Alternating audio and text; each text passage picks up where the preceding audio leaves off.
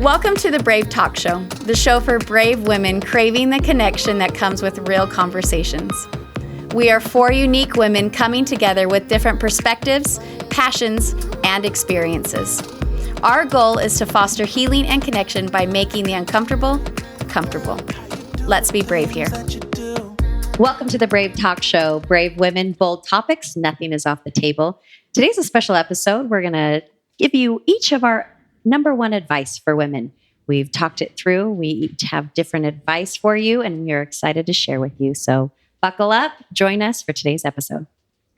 Let's go. All right. I think I'm going to go first. I'm Teresa. And I think I'm going to go first because I'm like if we were looking at a timeline of where women go in their life over the course from young to older and so forth. I really want to speak to the women out there who are single and dating. Because I think a lot of everything else that we're going to be discussing might be further along in the line of where they're at in their life. But having, been married for, now 16 years, having seen my mother go through 3 marriages, my sister go through 2 marriages. I've seen my friends with healthy, wonderful marriages. I've seen my friends have really hard marriages. I've seen a lot of marriages. And I have, worked with high school students and college students as well. And so I think a lot of what, women are searching for when they're dating, and why we want to, many of us want to get married and like looking for that person. So whether you're looking for a long-term life partner or a husband, here's my advice. My advice is make sure that as you're dating and you think that you found somebody that you think might be that person, make sure that you respect them and love them as they are now, and not for what you think that they could be, and that you think if once you get married that you can help them You can necessarily change them. become that. Mm-hmm. While wonderful things can happen in marriage and you can definitely build each other up and help, but if you are not fully in love with who they are now and respecting of who they are now, I believe that you will only face heartache in the marriage, because people struggle to change, and whoever that person is in the dating, it'll actually they'll loosen up and even be more of that person once you're married. And so for the sake of the health of the marriage, make sure that you already really respect them as they are. I would also recommend, as part of that, is to make sure that you have gotten into at least a couple of fights before ever making the decision to get married, because seeing how that person fights is going to help, I think, you determine whether or not you respect them as that person, and what it's a foreshadow of what that marriage could look like. Because guess what? You're going to have some fights in that marriage. It's just part of what marriage is. And if they don't fight well, if they don't fight in a way that you feel safe or that you can respect them in, you're going to really struggle. So love yourself enough to recognize, you know what? I really, really care about this person. They have a lot of great strengths, but I don't fully respect them, or I don't like the way they fight, and end that relationship before you actually commit years and then possibly get into marriage and struggle from there. There it is. That's my advice. I can get behind that. Yeah. That's good. I like that. Nessa, you want to go next? Well, you know what? I was writing some notes, but let's see. My advice is to the working moms. I think me as a working mom myself, we were doing 2 jobs. We have 2 full-time jobs. And sometimes, it gets messy eating a lot of Chick-fil-A. We eat a lot of Chick-fil-A in my house. Delicious. Spicy chicken's my favorite. Yeah. The first thing I would say is build your village. I think in our house, whenever we say that, we always say it takes a village. Yeah. I think rely on those people, rely on your network, build a community that's your community, because I don't think I could have done it without the community of people. And I think when you have people you can trust with your kids, with your home, it's okay. Like, it's okay to ask for those help and have that community, because I don't know how people do it without their communities. You're doing enough, even though it feels like it's messy, it's chaotic, and you're behind and life is not perfect. Like, you are doing enough. I feel that when you say that just like settles in all my bones. Yes. And because sometimes we clocked in for the professional job, but motherhood is, we don't clock out. You're doing it all the time. You're showing up. And that's 2 full-time jobs right now with everything else that you're doing. And the kids still love you deeply. They love you. They are watching you, and they know that you're doing the best that you can in the moment. I would say give yourself permission to take breaks, to rest, to say no sometime. I would think we've talked about that, saying no. And there is not a trophy for burning yourself out. Like there is not an award for you to burn yourself out. So do not trying to burn yourself out. There's no trophy for burning yourself out. That is powerful. That's like quote in a meme and post it on social right there, worthy right there. And your kids literally, they're not going to remember like the house is spotless all the time. They're really going to remember those memories. I think for me as a working mom, like this year, we really tried to fill the our home with like experiences, traveling and making these memories, because that's what the kids are gonna remember, that you took the time. Like one thing that I do that's very flexible to my work is I try to take time off when my kids are home. So if they have that Friday off, I will take that Friday off work. If there's so I try to be present when they are present. So I think that's a good one. And hear this, take care of yourself. I think our last episode, it's like, I feel like I'm repeating myself, like, take care of yourself. It's not selfish. It is maintenance. I think just like you are maintaining your home, you're maintaining your car, you're taking care of everything else to make sure that they don't fall apart. You are also maintenance. Take care of yourself. So then you're not falling apart, because you cannot keep going if you're falling apart.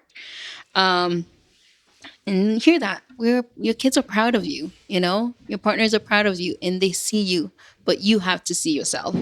And I think for us here on the table, like, we see you, we're cheering you on, we're proud of you, and what you're doing, you're not failing. I think a lot of the time as a working mom, you feel like you're failing your children. You are not failing them. You are phenomenal, and you deserve to be reminded of that. So that would be my advice. Can we just play that before I go to bed every night? I want to add something to this. When I was running my dance studio, I was a full-time working mom and raising these babies. And I got so much heat, and just like my family was openly against me working. Yeah. And the best advice I ever got was, it is not the quantity of time you spend with your kids. It's the quality of the relationship. Yep. So like, there are working moms who might be better moms than a stay-at-home mom, because they prioritize the relationship, and it's not the hours spent with them. It's, do your kids trust you? Do they feel safe in your home? Will they come and talk to you? Are you, someone they look up to? And I have been in phases of my life, even after selling my dance studio and then being the quote unquote stay-at-home mom, I look back now, having more wisdom and going through a divorce. I was not a great mom. And I was with them 24/7. I was doing, I looked like I had prioritized them, but there were so many different factors. My relationships with my kids weren't well. Yeah. And so now, anytime you feel that self-guilt or that doubt, just know, basically what we're saying is every mom who works is a bad mom. That's ridiculous. I've met so many women who I aspire to be like them in motherhood, and they own big businesses, right? Yeah. So it's about the relationships at the end of the day, not the amount of time you spend with your kids. I agree. That's so true. And I think also it's my job. I go and or things that we say with DCFS is like, we go into home and we make it better than we found it, right? And so when I'm out there helping, families fixing themselves, and so then I go home and I'm like applying some of those tools to my children. I think it makes it more intentional, right? That I'm coming home and I'm like, yes, and putting it away. I think one thing this year, like, we have to create goal at work of like, what are you going to work on? I was like, a life work balance, because, I have the second phone, and sometimes I'm like going places and I'm off and I have it because I'm like, I can't. But like this year I really focus on like, okay, I work 8 till 5. And the rest of the time, like, I'm here for my kids. Like, and then, so I think it's just the intentional, and also like, don't see yourself as a failure. I think that's the biggest thing. Yeah. Like, you are phenomenal, and your kids are watching you. Like, my kids, sometimes they go and they're like, yeah, my mom worked with kids, and they, you know what I mean? And then Samaya did something so awesome a month ago. Like, they know my job. They know what I do, and they know some of the kids that I work with are just, they need, and her classroom was doing a service project, and she's like, let's wrap presents for the kids in foster care. So they had every one of the children in the 5th grade, her class, bring like a new gift, and they wrapped it for the kids to have gifts during the holidays. And I was thinking like, well, I'm going to come. It's going to be like, 10 little gifts. Like, and it was just like a full on probably like 50 gifts that I got to take to the office, and us caseworker were taking it to the foster home for these kids to have for Christmas. And so that in itself made me like, wow, It's making she's an proud. impact. Yeah. It's that impact. And so I think it's, we cheer on these stay-at-home moms. And I think that's what we have to also say. We cheer those, that's a full-time job. You are doing it. But we also cheer on those working moms, because I don't think there should be a comparison on, the way that we decide to, be a mother. So, Yes. Yeah. Love it. Robin, you want to share yours and then I'll share mine after? Yes. So as the ladies have been going around, I've been trying to just quickly close my eyes and like tap into my best advice, because I don't take this lightly. I know all of you tuning in here to listen. I really want like my deepest heartfelt advice. And this one, it feels really, really sacred to me. So I'm going to be talking about the advice of like post-divorce. And I have a lot of thoughts coming in, and I'm going to kind of just spill this out vulnerably. And I was actually using ChatGPT to kind of help itemize it. And I put my phone down. I'm like, just come from your heart. Like, you know what the advice is. So it might be a little choppy, but No, you're good. when you come out of a divorce, the first thing you want to do is feel normal again. So you just had this crazy experience, this whiplash, and I just wanted to be normal again. I wanted to have a family again. I wanted to just feel normal again, right? And I wanted to basically go back to the version of me that felt normal. And I had to learn, and a piece of advice is, don't try to rebuild the woman you were. Don't try to rebuild the version of your family. Don't try to rebuild any of that version, because it's done and over.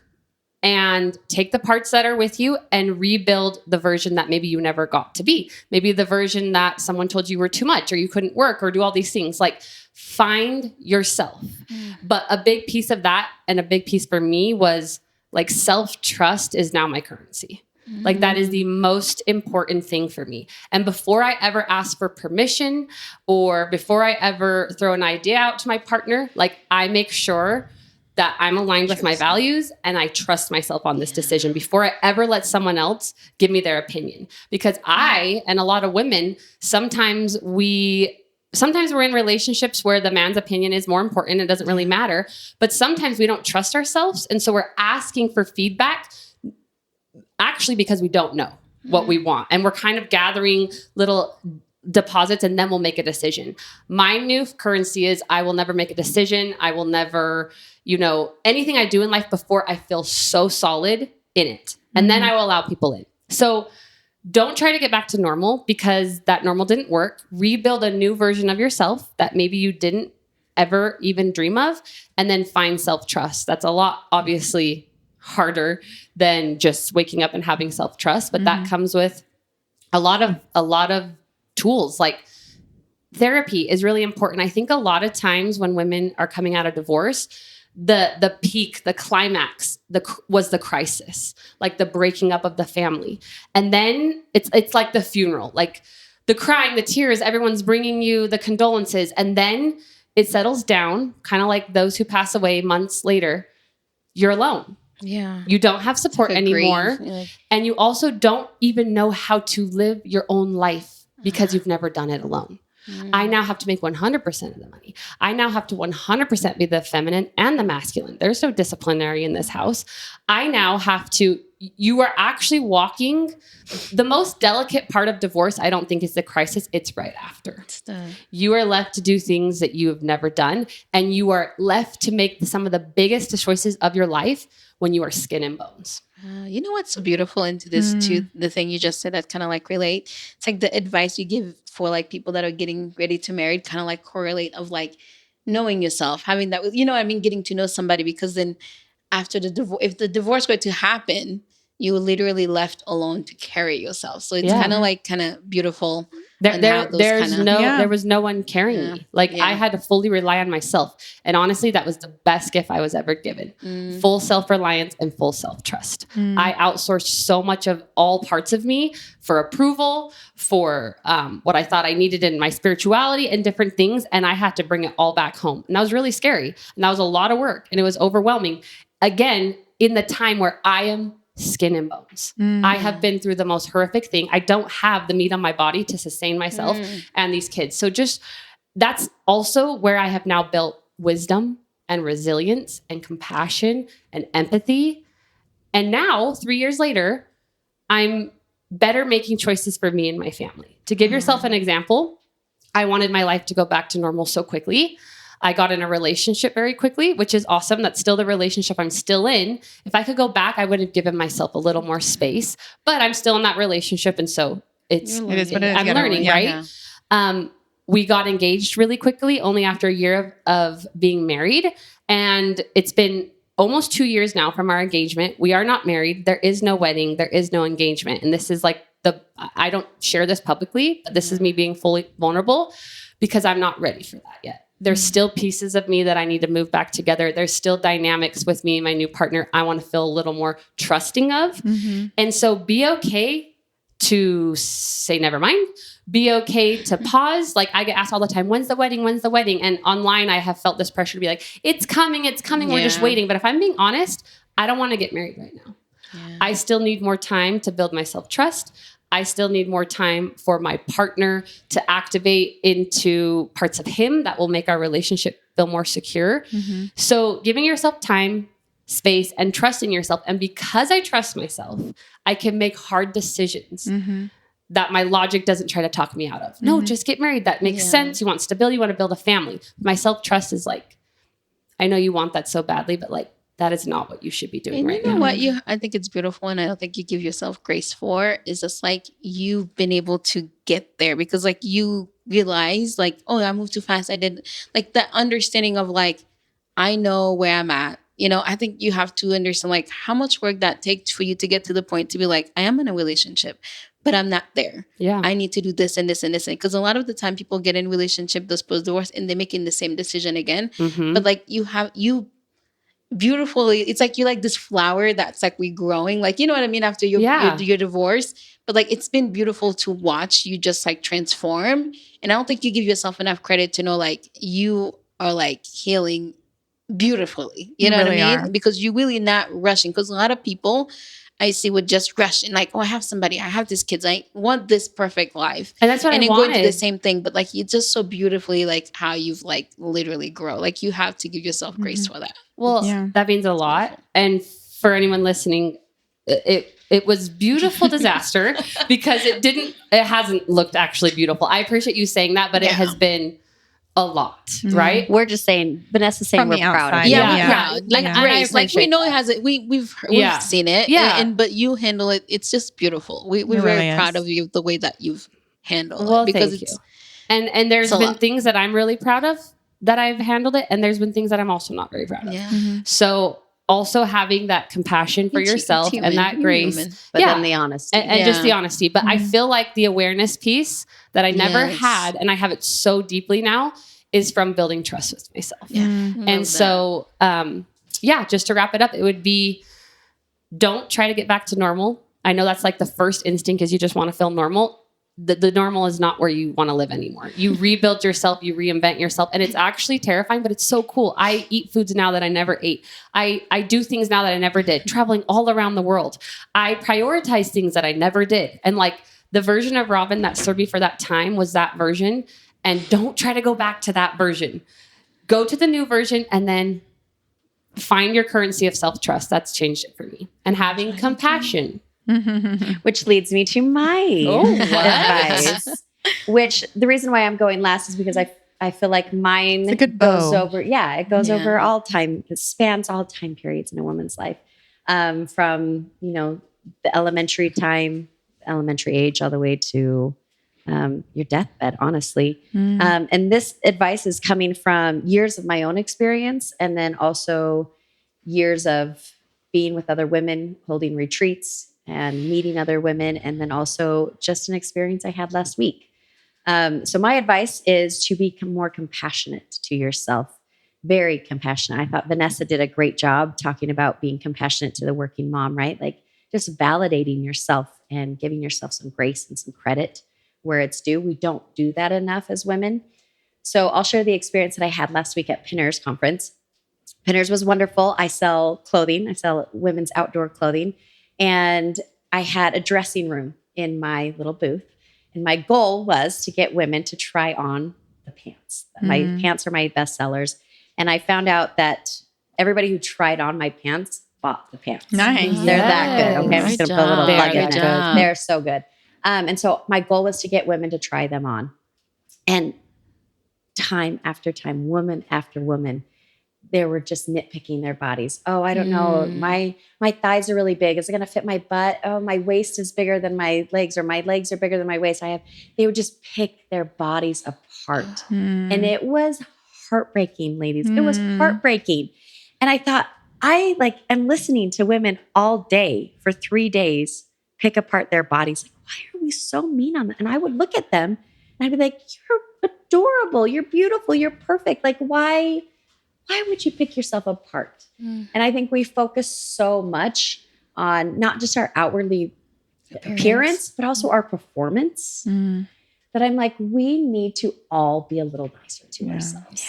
Me included, 100% me included, but we all need to soften that inner voice that we think that we need to pick ourselves apart to be better, to encourage the best out of ourselves, or whatever it is. Like, you need to look inside and be like, why do I do that? You need to catch yourself first and acknowledge, oh, I would never say that to my best friend. That's what I was just never gonna say that to my daughter. Like, a good self-awareness tool is say it out. And if you don't feel comfortable saying that to your daughter, like, don't say it to yourself. Why the heck are you saying it to yourself?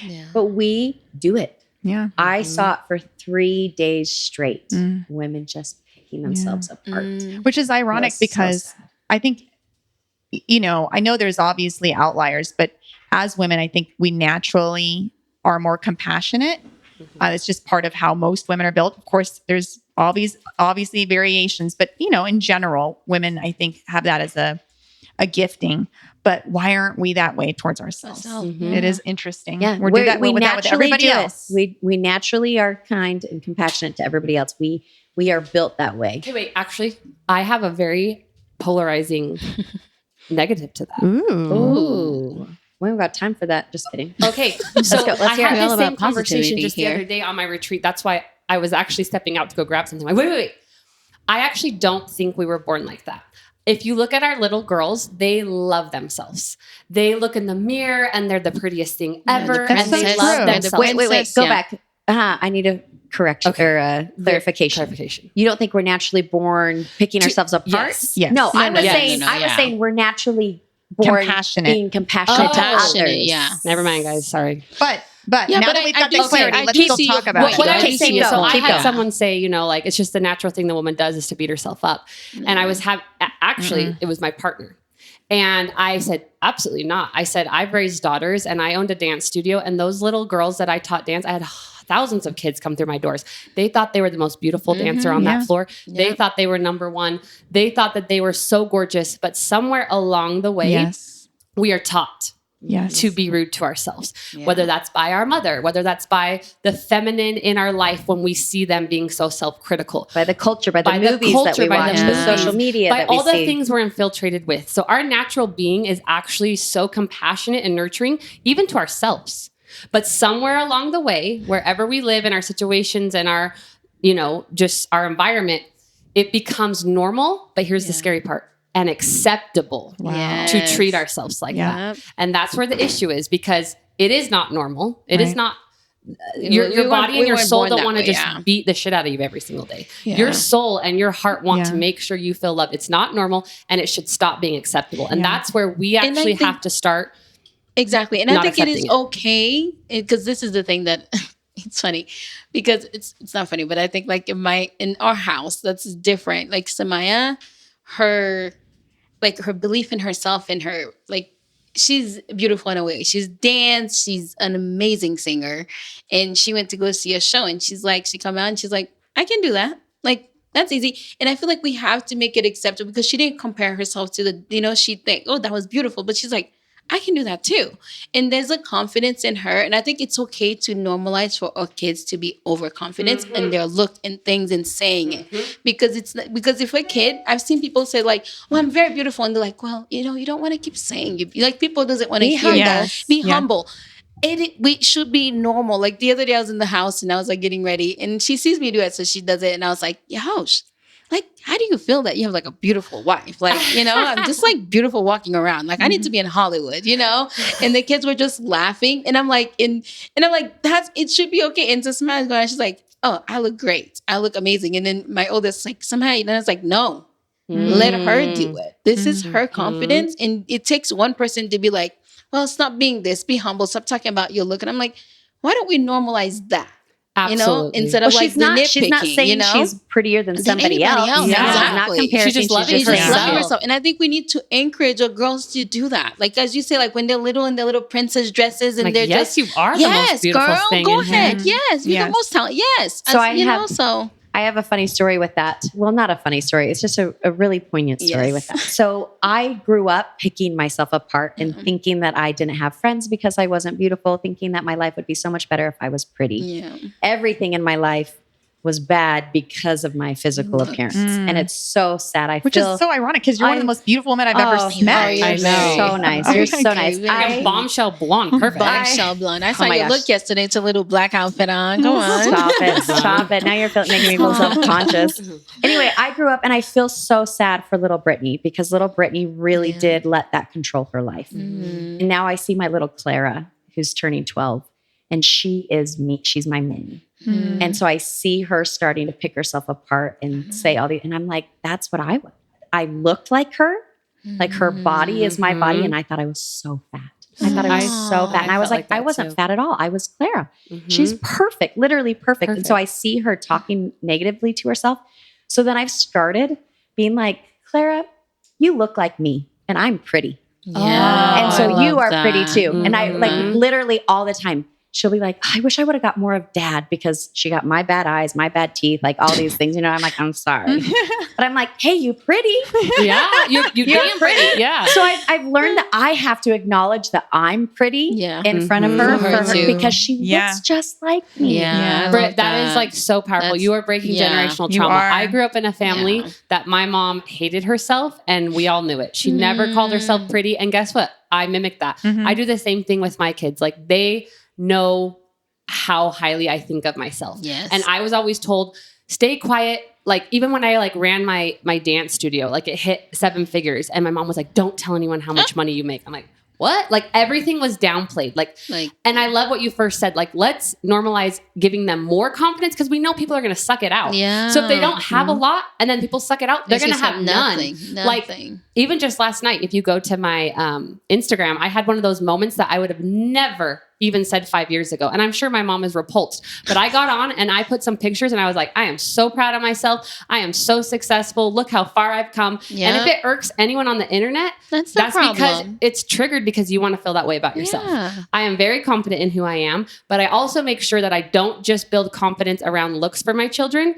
I build confidence around their character, around their skills. Yes. So like when we go back to the little girls at my dance studio saying like, you're so pretty. Champion that for sure. Don't make it all about that because there will be times where they don't feel pretty or look pretty. And they will have the braces. They will have the weight after having a baby. But on the times where they don't actually feel pretty, they need to be able to rely on something else that they feel really confident about. Yes. And don't make it just be your kid's identity with sports because in that same business, I saw all the wrong things to do. That's what about the balance, like picking something else. Doesn't have to be all sports, like, oh, you're the athlete, you da-da-da-da. You know what I mean? Yeah. And that's it. You have to champion everything good in them. And even the things that are not good, like, just champion it. Build them up. Make them so well-rounded because we send them out into the world and they may never play sports again. They may leave God. They may do all these things. So if our worth is like, God loved you, and then you choose to leave God, then where's your worth? Like let them have a little bit of everything. So when they go out and become the person that they want to be, there's something in their bucket. That's literally what my kids, they're like, we're so busy. Like they have piano, they have voice lessons on Sunday, they have sports, they have this. And my Nehemiah is 9. He's just like, but I'm going to go in the NBA. And I'm like, and that's great. But we got to have some A, B, Other C, D, things E, too. F, G. We need, you know, I'm like, and he has a beautiful voice and singing. I'm like, but you have to learn how to read music. He's like, well, Dad doesn't know how to read music. I'm like, okay, put that aside. But Yeah.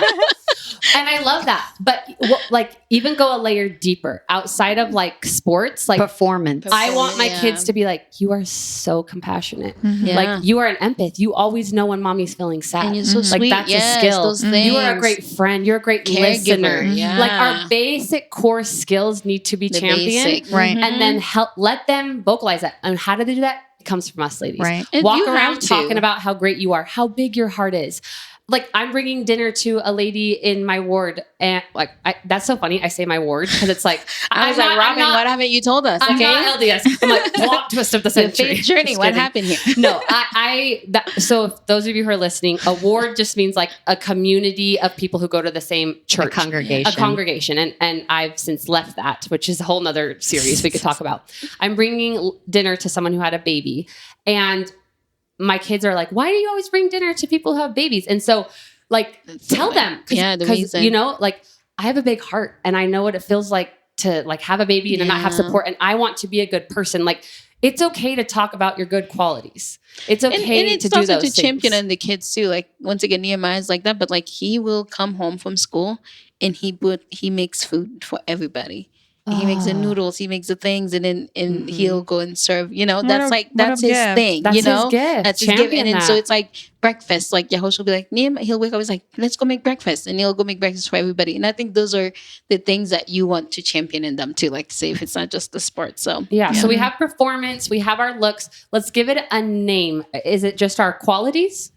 Our core Character, innate your character. Your Who are you character. underneath it all? As a Because in the big- yeah. end, like beauty is fading. It's going to Yeah. fade. Eventually, you're going to be Performance will right. stop. Performance will stop. And who Yeah. are you going to be? As And a you think person. about those things. and think about those grumpy old people that we do meet in life, right? Oh, The old grumpy woman who can't stop talking about how when she was beautiful at 20 and all the wonderful things she did, but now has obviously she based all of her value and worth on her beauty, and now that it's No, gone, and she's it this faded, grumpy yeah. woman, or the grumpy old man who put all of his value in his work or they still his trying athletic to ability, reach those. right? Yeah. So if we don't want to be these grumpy old people, we need to live a life of no regrets. And that does mean building our character of who we are when all of those other things can go away. Like who are we at our core? Yeah, don't being. put And bring all that your into eggs every in a basket circumstance. for these kids. And I think it goes to everything, Brittany, advice of compassion, not only to other people, but to ourselves, you know, having that compassion and that love for ourselves that is beyond